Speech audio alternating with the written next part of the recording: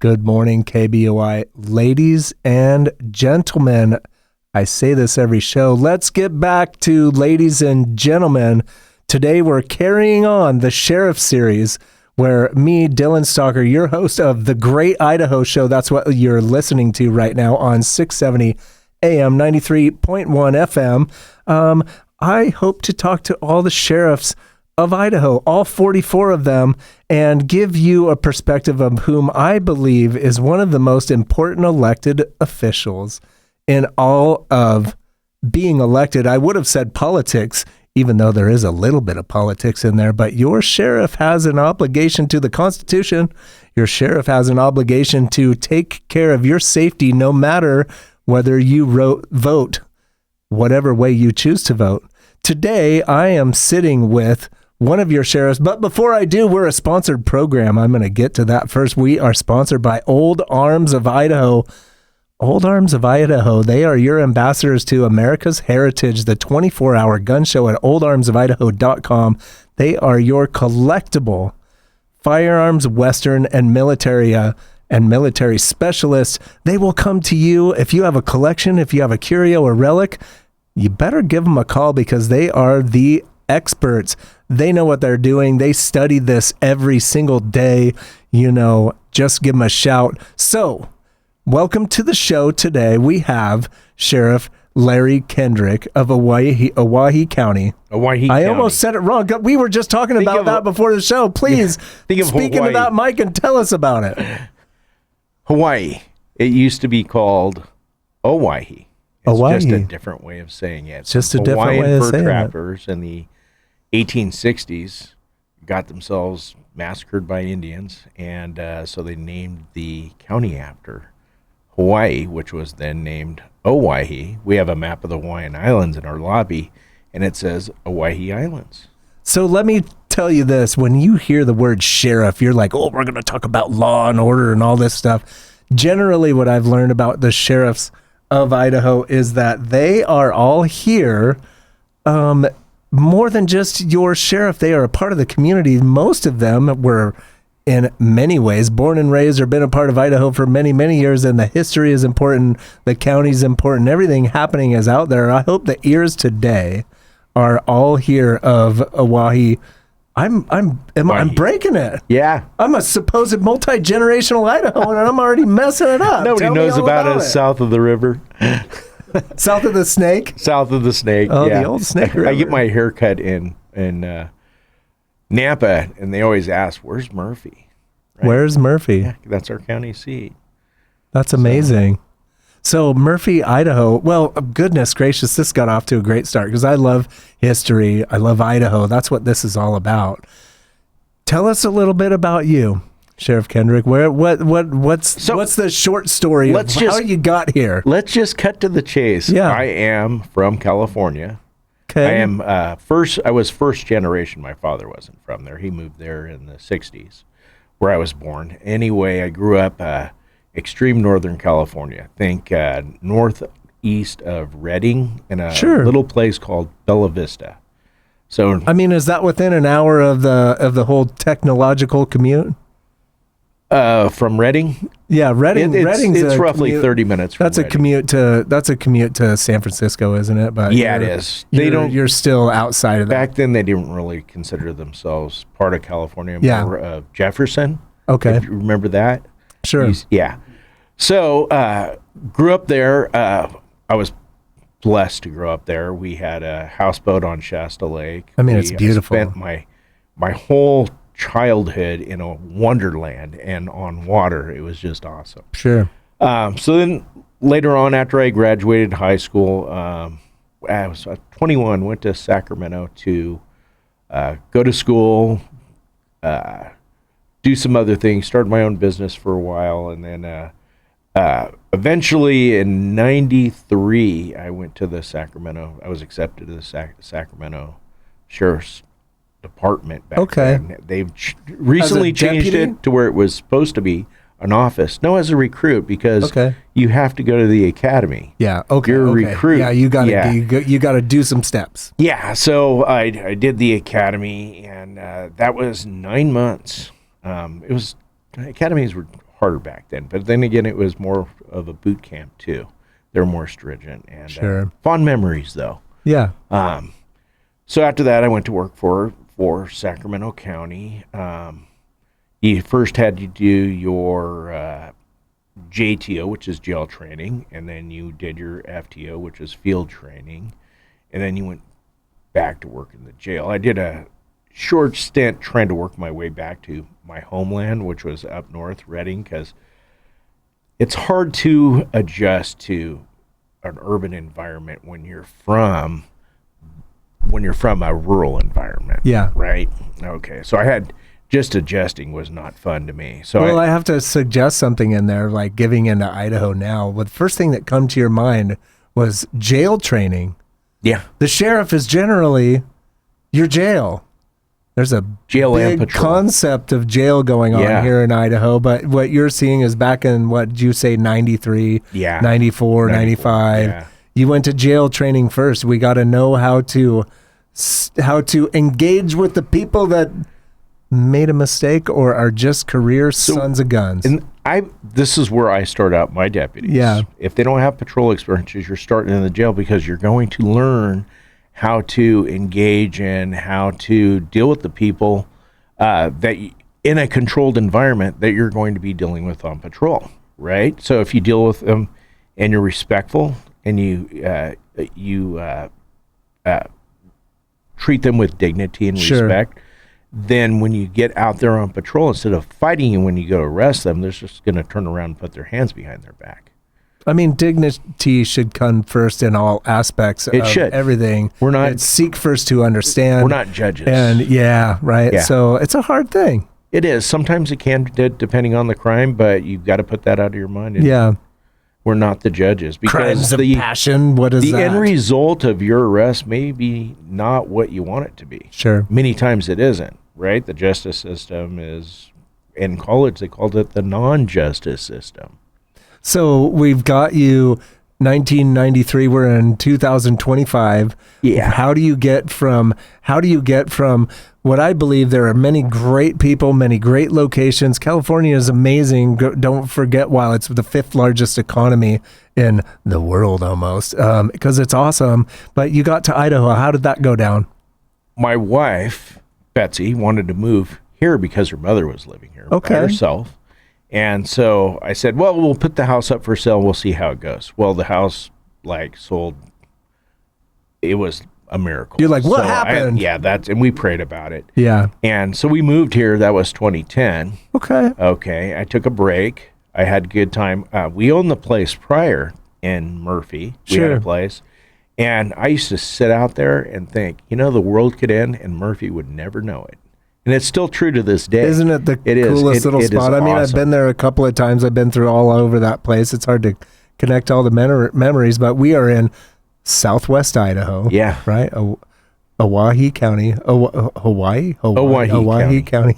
I'll get that one day. I did a joke, a video joke not too long ago, joking about the people just moving here getting the names wrong, like Kuna. Oh, yeah. I did that.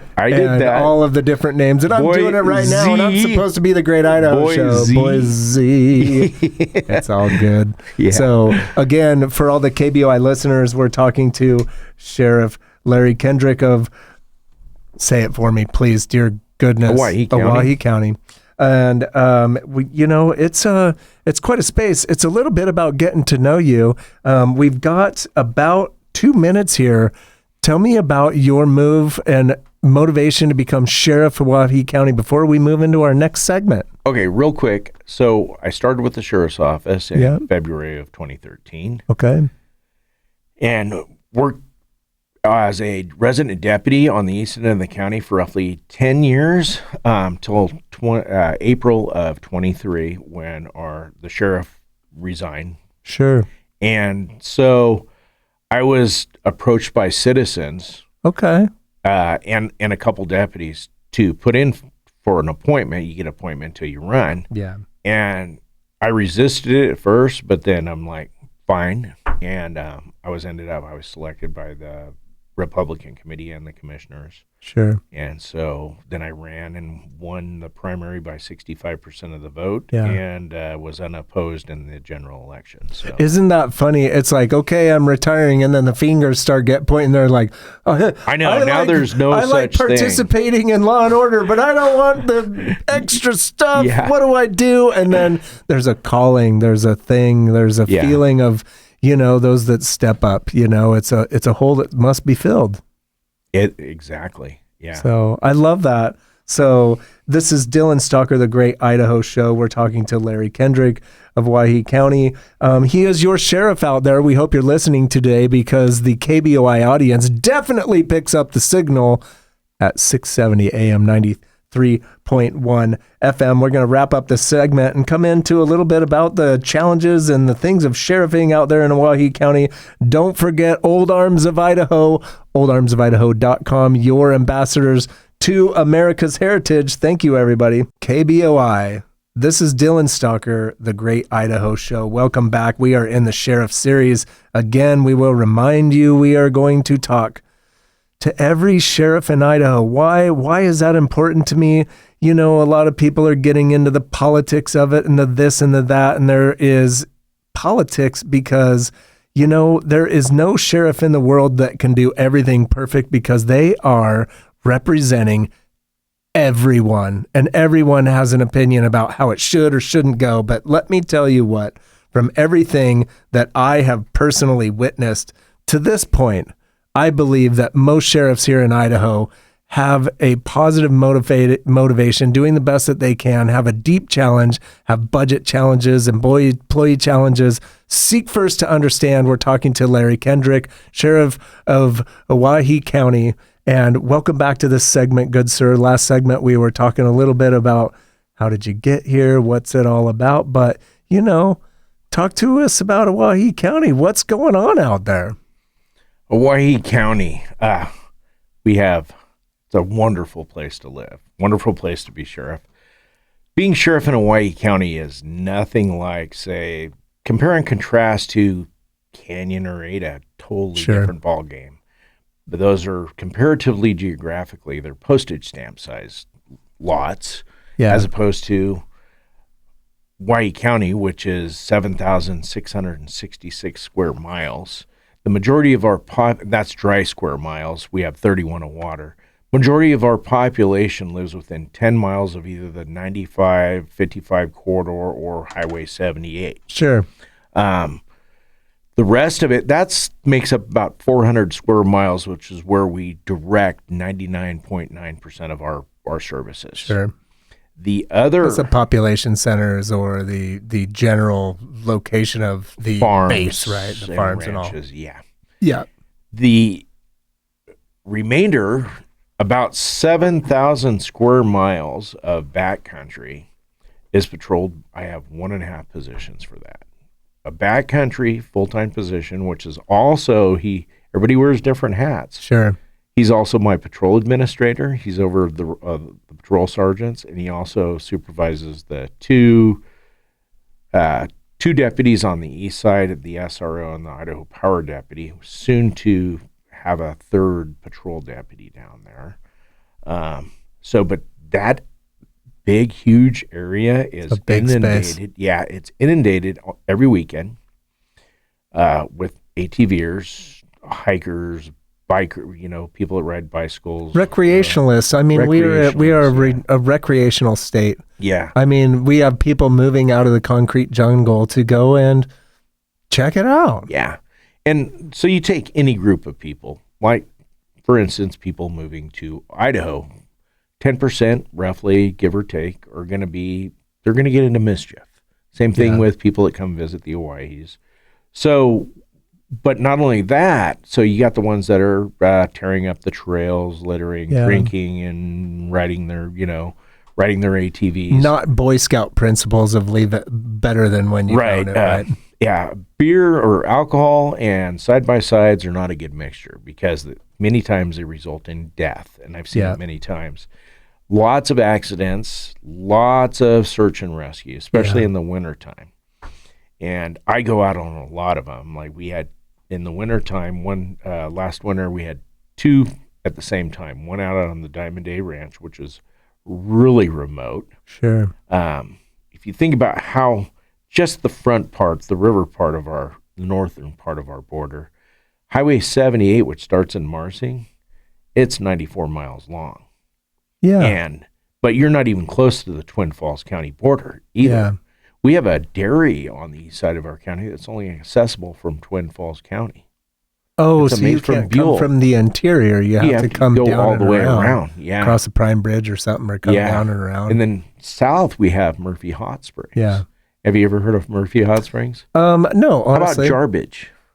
I've heard that term before. Jarbidge, Of all the places I've explored in Idaho, I think one of the greatest opportunities is, I mean, we're not talking pine trees like everybody's thinking of the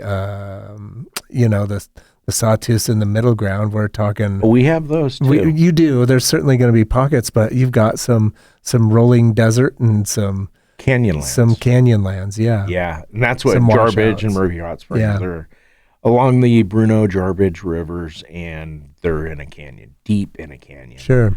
Fascinating, but we don't regularly patrol down there, but if we get calls, we go down. Twin Falls helps us a lot if we have issues down there. So staffing, when you get all this recreation out there, is it poses a challenge. So I have to chip in. My chief deputy chips in. Our posse banquet last February, I missed it because of a search and rescue. I said, "You guys go. I'll take care of this." But I've been, I think, blessed enough, lucky enough to talk to, at this point, I've talked to the sheriffs that represent over 50% of all of Idaho's population. Sheriff Sam Hulse, Matt Clifford, that would right be them. there. Yeah, that's a large population. But their thing, and what I was Kieran, asking, too. and Kieran Donahue, of course, yes, just, a deep challenge, their own challenges. But they're like, we are looking for one officer for every 5,000 people or something like that. Well, you're in the absolute utter opposite scenario where on the extremities of your county, you have somebody that needs service, and you need, at the very same time, somebody else that needs service, as much as 50 miles away down on the bottom corner, and you only have 1.5 people that can. So which half do you send? Do you send the upper half or the bottom half? Generally on patrol, we'll have one on the west end, one on the east end. But the east end, when they go home, they're on call. I know other counties are like that. One of the things I did when I became sheriff was I got the people who are on call, they get paid for that, because if you are restricted in your movements in any way, shape, or form, you have to be paid per federal law. Yeah. And that wasn't happening. Now is, but we have posse, a volunteer posse and reserve force that will back us up. More so on the west end, that's more populated, less so on the east end. East end is its own animal, so to speak. It's got its own personality, but you don't have much population, but we've had 2 murders down there. Yeah, I mean, it's interesting. The sheriff is safety and security. There's crime that is about safety and security, and then there's just people going out there not being that wise, I guess. I don't want to say any negativities, but the mixing of alcohol and razors and the fun safety and security. I assume in your communities it gets engaged in that, but at the end of the day, you guys had a pretty major, you guys are like in a drug corridor for things that can transfer through your community, right? Yeah. Like, tell me more about that. Something happened recently, if I recall. On 95, we've had meth bus. Yeah. Yeah, major meth bus. We've had, at any given time coming through there, you may stop one load, 5 more are going to go through. Yeah. Right? ISP or they get tips and they'll stop them too. We had an interdiction one day. I was out there and everybody was up by the Oregon border, and the same people that leave the Oregon border are going to end up around the scales on 95, right near the Iowan area, 55, 95. And it's all channeled that way. So I stayed around there, and I see this guy. He gives me Oh, shucks. Oh, yeah. Oh, darn. Yeah. That Oh, look, goodness right? gracious. You know the look. Yeah. Hey, all cops know that look. They're coming, and I'm like, that guy. Where he went cold white So I in the pulled face, him over right? for Yeah. doing 3 over because I knew something was up. And you also, you get hunches. Cops learn, they survive on their subconscious, their hunches a lot. That'll keep you from getting killed in a vehicle stop or a domestic violence. Sure. If you just pay attention to the creepiness coming in the back of your neck. But anyway, I stopped him. He had 5 pounds of weed. Yeah. And didn't even need a dog. But that guy was shaking. He was a newbie for being a mule. Yeah. He was he was literally shaking when I walked up to the vehicle. I mean, my goodness, like, was there something in February? There was something about 25 pounds of meth or kilo meth. I mean, because when we talk about all the drugs, right, meth, and we're talking about rural communities. I lived in Hagerman as a young man for a little while, and where you've got some really, we'll just call them trailers out there that are, a long ways from anywhere, and there's some stuff going on that just, you can't. They don't really it's cook hard it to here get out anymore. there. It's China ships the precursors to the cartels. The cartels make it, and they get it over here. They find ways to get it here even now, and it's really potent, powerful meth, and it's all laced with fentanyl now. Why? Because it makes it more addictive, and they sell more product. So it's still coming over, and I guarantee you that big, huge load of meth contained fentanyl. Yeah. But while the officers were on that, probably 5 loads went by. And the cartels, it's cartel dope. They operate their business just like a big business, just like the supermarket. They account for shoplifting. Well, they account for a certain amount of their product being caught by us and confiscated by us. My goodness. Yeah. It is an apparent. It is a 24/7 thing. You can only catch up what you can to, but this is, again, reminding all the people who may just be turning in KBOI 670 AM, 93.1 FM, the Great Idaho Show. We're talking to Sheriff Larry Kendrick of Owyhee County. And, this is just a conversation. Folks, this isn't scripted. There are no rules. I've never had a sheriff come to me once and say, hey, we can't talk about this or do this. But again, I think that the sheriff, as a person who has a really challenging job in any part of all of Idaho, has a great connection to the community about what's actually really going on. And I think that for the most part, best I can tell, and without knowing everything, the hearts are in the right place. We will be right back. Ladies and gentlemen, the Great Idaho Show. This is Dylan Stalker. Welcome back to this segment. Don't forget, you probably just heard it, the Great Idaho Show. Don't forget Old Arms of Idaho, your firearms, Western, and military specialists. They are like the Antique Roadshow of all of that wonderful stuff. We're getting back here with Sheriff Larry Kendrick of Owyhee County. And, in these previous segments, a little bit of, hey, who are you? How did you get here? A little bit of, hey, what's the size of the county and how much ground do you cover? Which is a lot. But, Sheriff Kendrick, every single county has a challenge. Every single sheriff has a challenge. And it's not only just the population that makes up that county that has a different need or concern. They voted you in. You are bound by an oath to a constitution and a lot of different opinions about what that means and what we can or can't do. But you're also bound to the hopes, wants, wishes of the people that voted you in. How does that go for you? Well, the sheriff's mandate comes from the Idaho Constitution and the state law. Sure. But within those bounds and having to fulfill that mandate, you have your constituency, which is different than, say, a more urban area. My constituents are largely very conservative. Yeah. They love their gun rights. Don't mess with their guns. Yeah. Don't mess with their Fourth Amendment. They don't like crime though either. So when you make a DUI arrest, they're cheering you on. They don't like crime. People like law and order in Idaho, generally speaking. Yeah.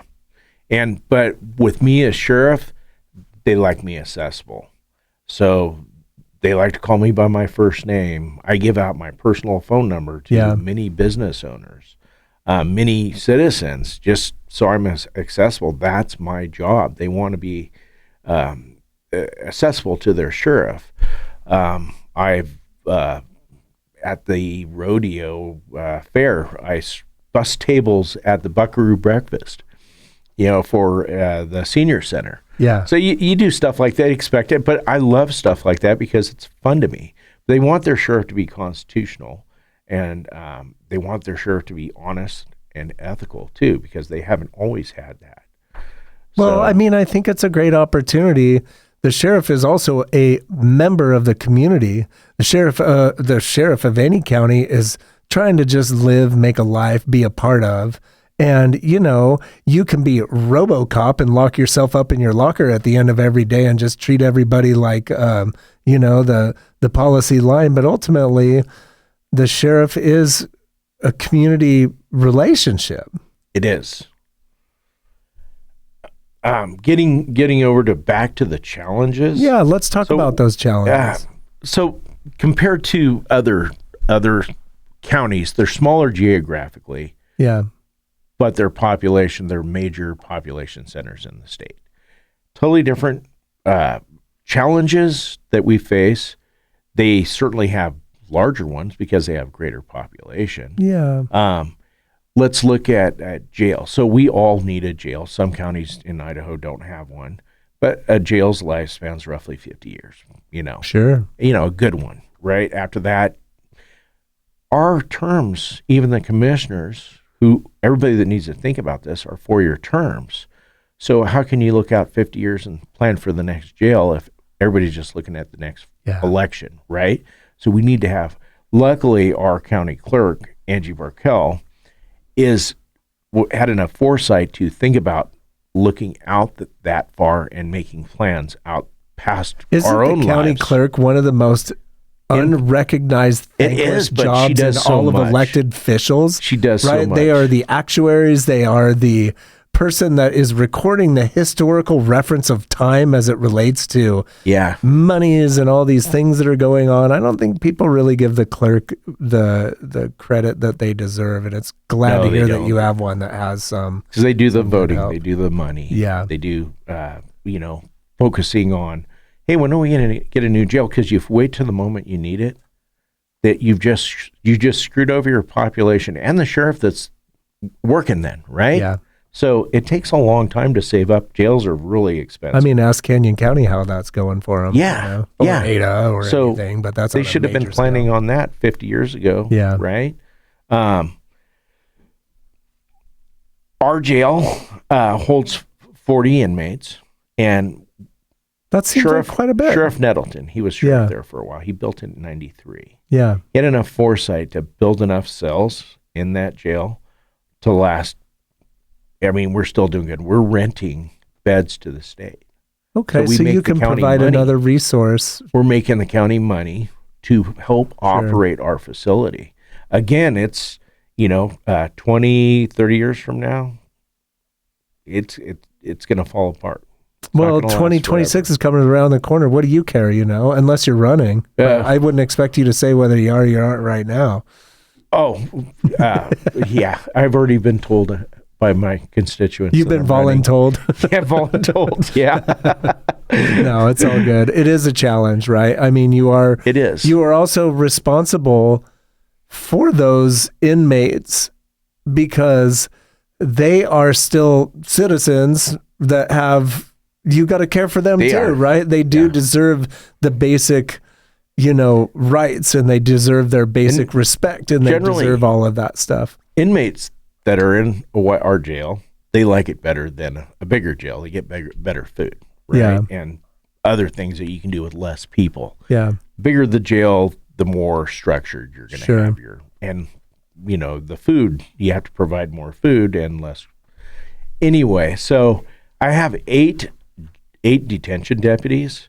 I just, for October, the commissioners gave me a new position, as well as I have 7 patrol deputies that are focused on just patrol. I was given an 8th one for the east side of the county, an 8th position. So that takes place in October. Yeah. 2 SROs, which are grant one Idaho Power deputy who his whole position and equipment and training are all paid for by Idaho Power to patrol the lake. That's his focus. Okay. So we get, from there, I have a full-time detective. I have an east side sergeant and a west side sergeant, but the east side sergeant is also my backcountry full-time. Yeah. And then I have part-time backcountry besides him. And then I have, that's it for patrol. So we're talking about the challenges a little bit. I've been hearing what I assume to be some of the challenges. One of my first interviews was Sheriff Scott Turner. We're talking about a county that has, so-called residents. There's 11,000 or less, but we're spanning a very large footprint of some of the most challenging terrain of recreationalists floating the river and hurting themselves or doing things that they never should have put that piece of equipment Idaho into. County. That's Boise County. Oh, Boise County. Boise County. Boise yeah. County. Their So challenges it's like, are a lot like ours. Very similar, right? So Yeah. what about your So- if you're just like, man, this is a hot button subject for Our me. population is 13,000. So similar. So our budget is going to be, smaller, and the median. It's also you have to go by median household income. yeah.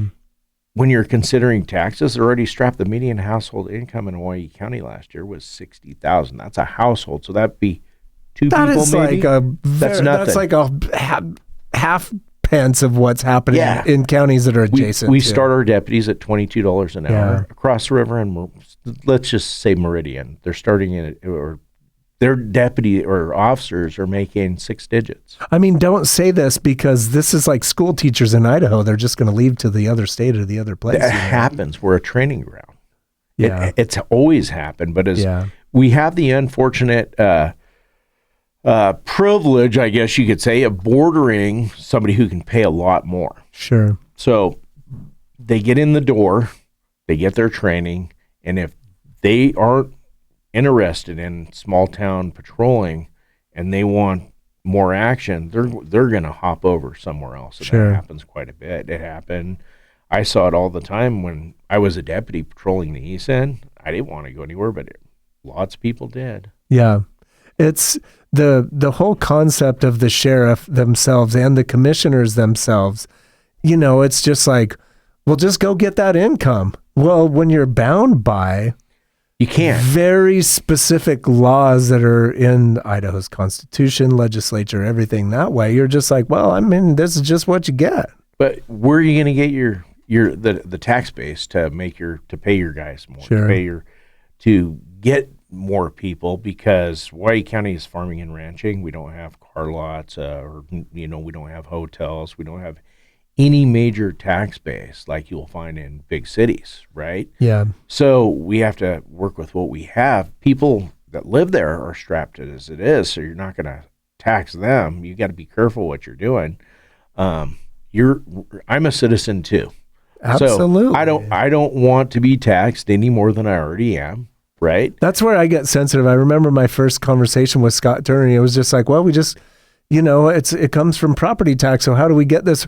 And I'm thinking to myself like, Where are you no, but where are you going to but get at it? the same time, where are you going to get it? There's an Idaho law that says you can't raise property tax beyond, I forget what percentage Right. is, but and the whole taxing of new construction. not I think only that's the that- biggest controversy that's happening right now. yeah, our median income isn't other counties either. So Sure. you have to be careful. Do you want to do that to people? They're already poor as it is. You go to the store, every time you go to the grocery store, I guarantee you're taking a decrease in pay. Look at the price of beef. Look at the price of food in general. Yeah, Going to inflation. the grocery store. Inflation's horrible Yeah. right now. It's been that way for a while. And so people are struggling. So we have some concepts of policing. You've experienced policing. Sacramento in 1993 is still bigger than it was anywhere near here, right? Sacramento had some real stuff It going was on. largely conservative back then. Now it's liberal. But at the same time, right, this is supposedly largely conservative when you put Nampa and Caldwell all involved, Canyon County against Ada. Yeah. But, you've experienced that. What do you see as the it's like, are we going towards the municipal police or the sheriff? It seems to me like the sheriff is getting left behind the wayside here. We do community policing. So people like to know their deputies, even in Marsing, and on the west side where the population centers are bigger. They're still small enough towns. They want to know who's patrolling. And more so, they want more access to them on the east side, which is more rural. Actually, it's not even considered rural. It's considered frontier. Or believe in the middle of nowhere. Yeah, there's rural, frontier, but there's it is an official classification. Our county is classified as frontier. You have frontier responsibilities. Yeah. So, the population is going to be.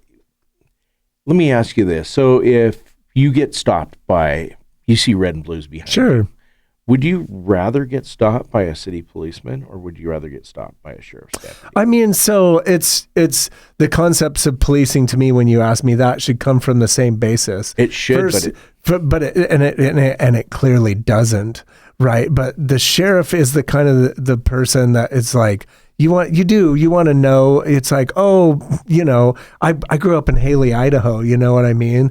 One of the deputies is a kid that I went to high school with. If I got pulled over by him, I'd have been, Raul, what are you? Yeah, I'm sorry. You know what I mean? Like, and then he knows me as a person, as a character, as a individual. If I did the crime, I'd do the time, right? I get it. The answer to that is no different in Owyhee County that is in Ada County. Everybody would rather be pulled over by a sheriff's deputy. Yeah. Why? Because their boss is closer to the public, because that's her boss of the constituency, right? Yeah. So if I fail somehow, they're going to let me know.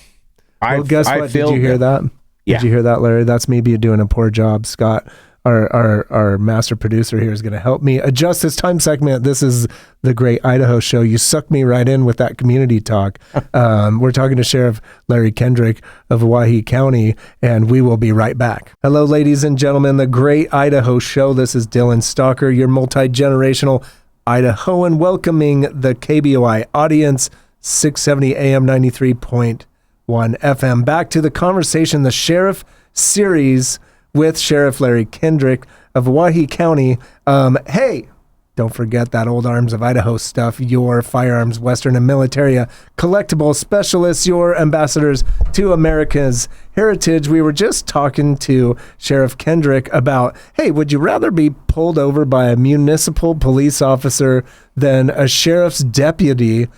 In my experience, I get this feeling, Sheriff Kendrick, that the sheriff's deputy is an extension of the person that was elected by the people. And if your sheriff's deputy is acting out of line, it's going to have a reflection on that sheriff. Is there any accountability to the municipal police in that sense? Only through the mayor.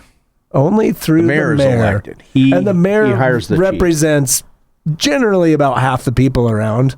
Yes. Right? Is that what it's all about? So there's a detachment from the mayor to the chief to the officer on the street. My guy screws up, I get a phone call. Yeah. Right? Because if he screwed up, I screwed up. So we practice community policing more, right? Closer to the public, doing a service. We are a service. Yeah. Right? And we don't want to lose track of that. Our boss is the public. What our job is to protect their rights, to protect them from crime, solve all the crime, but when we screw up, we're held accountable. Yeah. Immediately. Well, because you're elected. Exactly. And so should it be. And so should it be. And if the people don't like it, they can change it. And I'm sorry if the sheriff isn't perfect. Again, I like the idea, I like the theory, I like the concept, but there are and has been a corrupt sheriff out there a time or two. There's been many corrupt municipal police officers out there, and the state police, I don't know, they're in a different class all themselves. Don't know how to speak to the state police. Having engaged with them a few times, I've not not on getting pulled over, but maybe once or twice, but had worked with them on a few projects and training and things like that. But, in this segment, what would you like to share? The floor is yours, good sir. This is about Idaho. This is about sheriffs. This is the concept of being a sheriff. How did they even get started? Where did the sheriff come from? Well, first of all, just being able to do this job in Idaho is a privilege. Yeah. When the first time I was in Murphy, all I could think about is the people here are just like they were when I grew up. Well, where I grew up wasn't like that anymore. It changed. Yeah. And so it attracted me to it. The people they're down to earth. Yeah. In Owyhee County, the people, they're hardworking. They're down to earth. Neighborly. They're neighborly. I mean, it's not all perfect. They're personal. Right? But, yeah. Nothing's perfect, right? But for the most part. And so you can talk to people easier, right? Than in, say, New York City or whatever, right? Or wherever you're at. Any urban place, people are just not going to want to talk. Yeah. So it's just a privilege. And in Owyhee County, so we try to get as much as we can from inside the county to support our local businesses. If we can't get it in the county, like, working on our cars or getting fuel. Sure. If you've got a sheriff level resource to invest in what you need to do, get your car serviced, in the county, or buy something that is needed, right? Fix something on the property. It should be that way. Yeah. We should be going to the county local. For that. Beyond that, we keep it in Idaho. Yeah. Like even, so we order our guns through Idaho, but even our holsters, even the holster I'm wearing right now, which isn't a duty holster, made by Alien Gear, who is North Idaho. Of course, I love it. Keep it in Idaho. Sure. Yeah. And I'd love to give them a shout out for their gear that they provide. Cool. So we try to. I like how Idaho is more Idaho centric. You can go anywhere in Idaho, and they're going to be like, keep it in Idaho. Yeah, I think everybody has that concept, right? Yeah, we did get into a time where, when you get into the big money Idaho stuff, when you got developers coming out of Utah to do big projects, but I love the community sense of keep it in Idaho, do it in an Idaho business, and somebody that probably got started or lived here. Idaho, the way I've found it, by and large, is like a small town. The state is like a small town. It has the personality of a small town. Still, even with major population centers that are growing, but they can't grow too much more, and that's the good thing, right? Yeah. They're going to be severely restricted pretty soon, geographically. Yeah. But Idaho's personality has it, by and large, as a whole, has a small town personality, which is wonderful. But being a sheriff in a small county, the difference between patrolling in Sacramento and here was a big sigh of relief when I got here. Sure. Was, wow, the crime's less. I can now interface with people because I like to interface with people. Yeah. Maybe it's one of the things that has made me successful is being sheriff, because I get out there and I talk with the public, right? The people that you got to make yourself available. That's an important responsibility for absolutely every single elected official out there. It comes with some rules of the road. They can't just be answering the phone at 2 a.m. every single day of their life, but sometimes you have to. I would say this for Owyhee County, that I know a few people are very outspoken in Owyhee County. There's some social media folks out there that are very outspoken in Owyhee County. What do you think the true number one concern of your county is from the citizen perspective? Citizen perspective is they want law enforcement. They want to be left alone to, if they're not breaking the law, to just do what they want to do, and they love their gun rights. Which, I love my gun rights too, and I respect that. So that, and of course, they don't want their taxes raised. Because everybody's strapped. But in Owyhee County, they want to keep it agriculture. They don't want a bunch of development in Owyhee. Yeah. So you're either going to deal with small, low-budget county challenges, Yes. or you're going to grow, and then you can grow and you can deal with, fast growing big county challenges and growing cart before the horse 90% of the time, right? Let's put in the swimming pool before we put in our washer and dryer in the house, right? Like with growth comes societal ills. Yeah. Right. They come with every large population center as things grow because so you have a certain amount of the population which misbehaves, so to speak, but as your population gets bigger, that segment of the population becomes more apparent. Yeah. Although the drug use population in small towns sticks out like a sore thumb.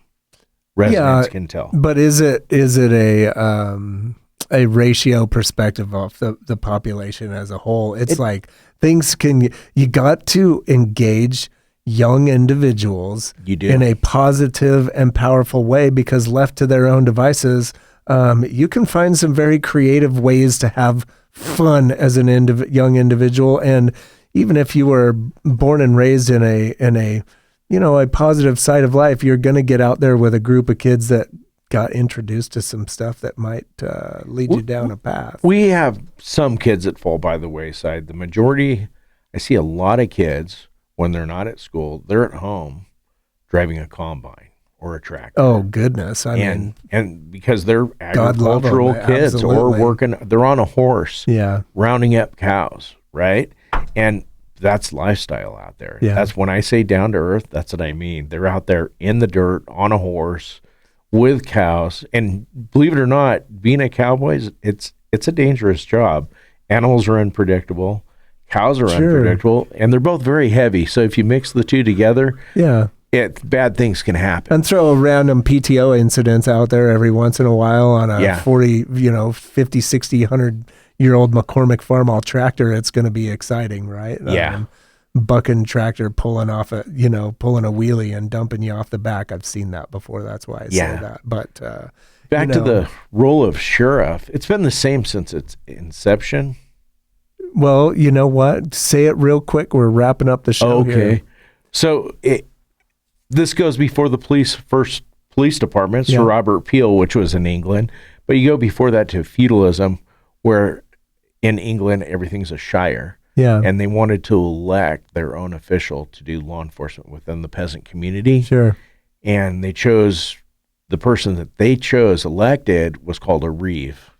So Shire Reeve, directly responsible to the constituency, was the sheriff. I've got to say this, the Shire Reeve, right down to the sheriff. We're talking to Sheriff Larry Kendrick of Owyhee County. This is the Great Idaho Show, and thank you very much. It's been a pleasure. Thank you. You bet.